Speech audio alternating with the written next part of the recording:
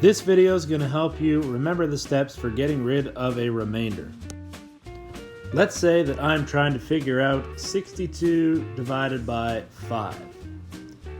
Well, make sure I have my X here.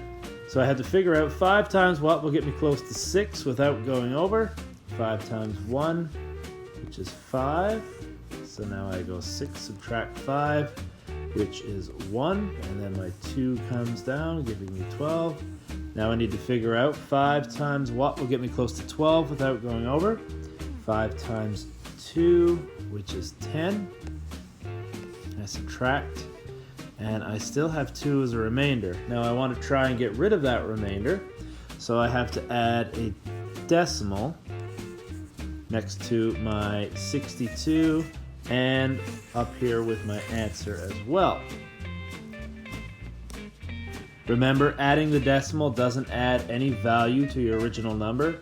It's the same as having $62 versus having $62.00.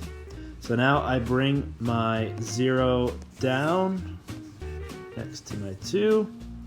5 times what will get me close to 20 without going over. 5 times 4, which is 20, so I'm going to subtract. And now I have a remainder of 0. And my complete answer is 12 and 4/10. I'm going to show you another example. So now I have 73 divided by 5. First off, I need to figure out 5 times what will get me close to 7 without going over. That is 1. 5 times 1 is 5.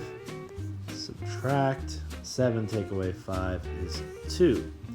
Now my 3 comes down. I need to figure out 5 times what will get me close to 23 without going over. 5 times 4, which is 20. Now I do 23, take away 20, which is 3. Now I have a remainder left over, but I'm going to add a decimal on here and put my 0 behind the decimal, which means I used to have $73. Now I have $73.00, which is the exact same amount.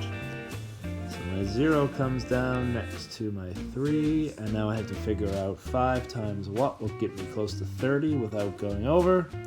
5 times 6 is 30. 30 subtract 30 is 0. So my remainder is now 0, and my full complete answer is 14 and 6